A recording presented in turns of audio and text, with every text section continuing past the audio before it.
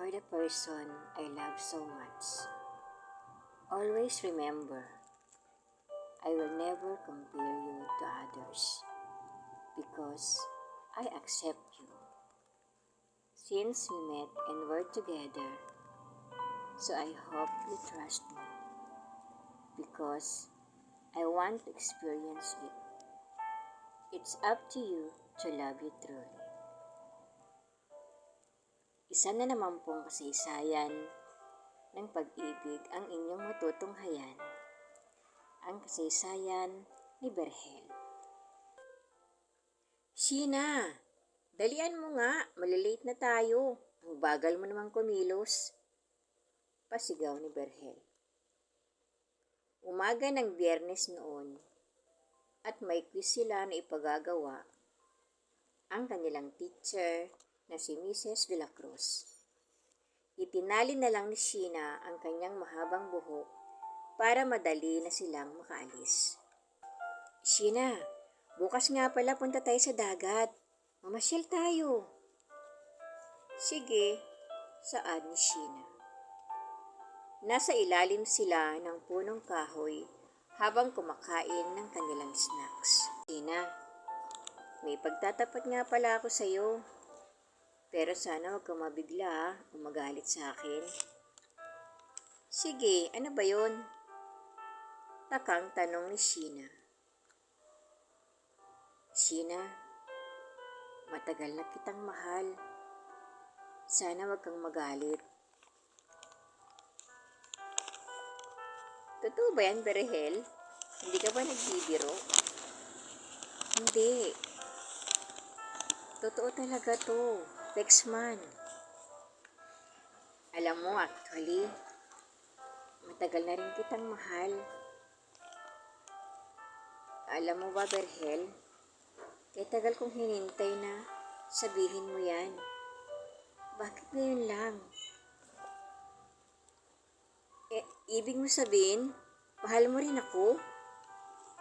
Oo, Berhel, matagal na. Mahal na mahal din kita. Yun lang at niyakap ni Berhel si Sheena. 5 years na silang magkaibigan ni Sheena.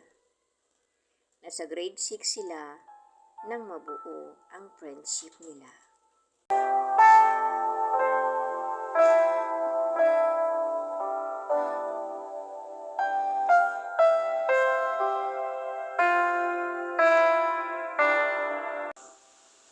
Nang mag-high school sila, parehong university ang pinasukan nila at malapit na silang magtapos.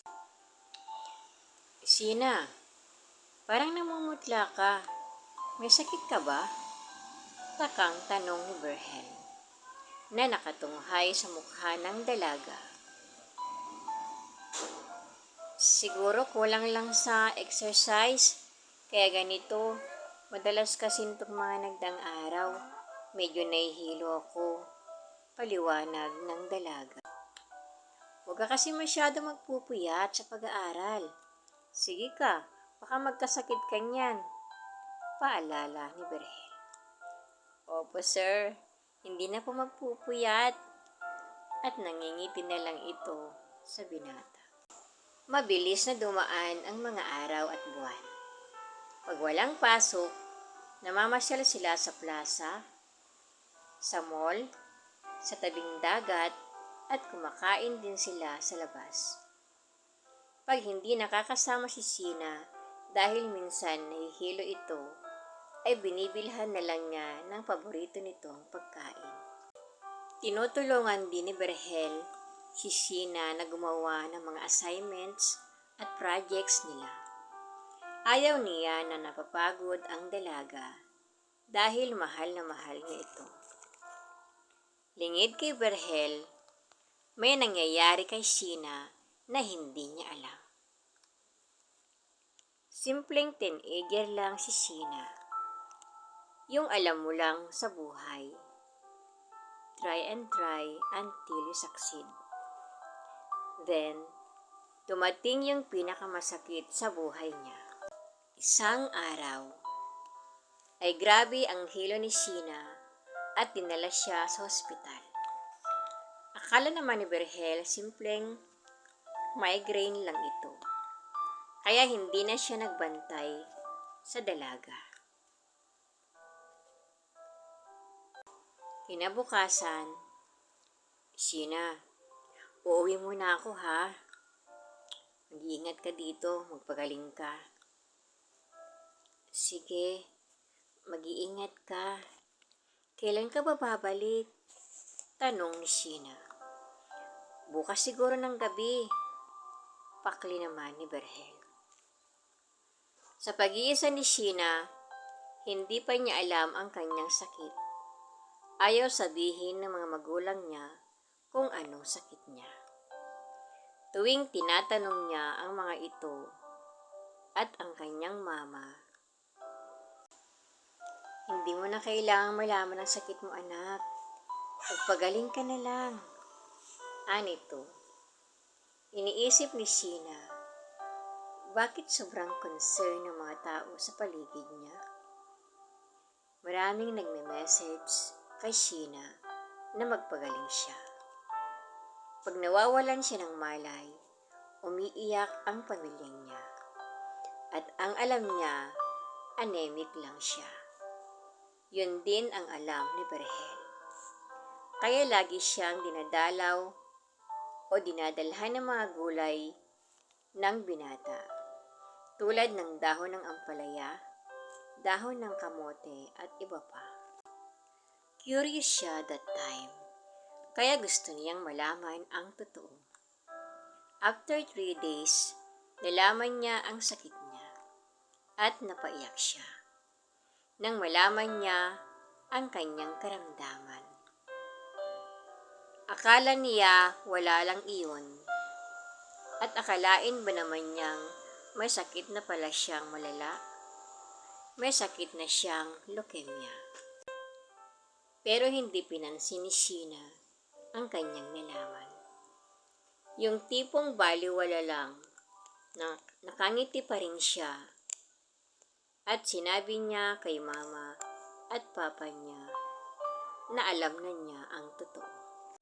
Anak, alam mo na ang sakit mo. Pero bakit parang masaya ka pa rin? Sabi ng mama ni Sheena. Hindi naman kasi ako gagaling, ma, kung iiyak ako. Hindi ba? Kaya lalaban na lang po ako. Sa totoo lang, nangihina po ang kalooban ko, ma. Pero kailangan kong lumaban. Pero ang totoo, nasabi lang niya iyon. Ayaw niyang makita ng mga ito na siya'y umiiyak. Parang nanghihina siya. Mas masakit kasi iyon pag nakita nila ang kanyang kahinaan. Gusto ni Sheena makita siya ng mga ito na masaya. Dahil sa kanyang pagkakasakit, huminto siya sa pag-aaral. Yun na rin ang simula, nahihinto ang mga pangarap niya. Minsan dumalaw si Berhel sa ospital at ipinagtapat niya ang lahat. Sana, pag nawala ako, lagi mo akong dalawin sa puntod ko, Berhel. Umiiyak siya. Unti-unti na akong nangihina. Malapit na siguro ang oras ko. Sana, magkahanap ka ng higit sa akin. Sheena, huwag mo sabihin yan. Lumaban ka. Alang-alang sa akin, please. Tumulo na rin ang luha ng binata. Mahal na mahal kita, Sheena. Pag nawala ako, huwag kang malungkot, bagkus. Magpasalamat ka. Kasi nakapagpahinga na ako. Hindi ko na mararamdaman ang sakit, Berhel. Niyakap ni Berhel ng mahigpit si Sheena. Iniisip na lang ni Sheena na may ibibigay si Lord na mas better sa kanya. Dumaan ang mga araw at buwan. Tuluyan nang nagpaalam si Sheena. Matinding hinagpis ang sinapit ng mga magulang nito, pati na rin ang binata. Linggo-linggo ay dinadalaw ni Berhel ang puntod ni Sheena. Paalam, Sheena. Paalam, mahal. Salamat sa mga alaala at pagmamahal na ibinigay mo sa akin.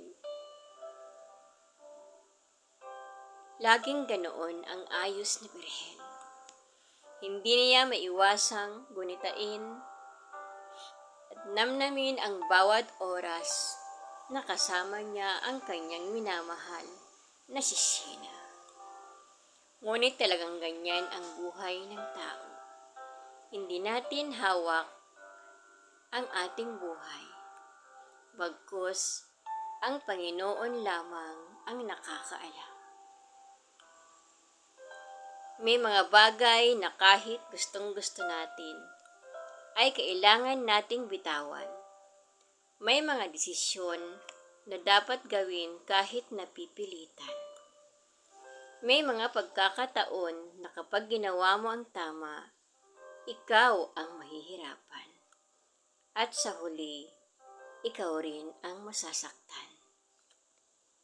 Maraming salamat po mga kaibigan sa inyong pakikinig sa kasaysayan ng pag-ibig ni Berhel. God bless you all.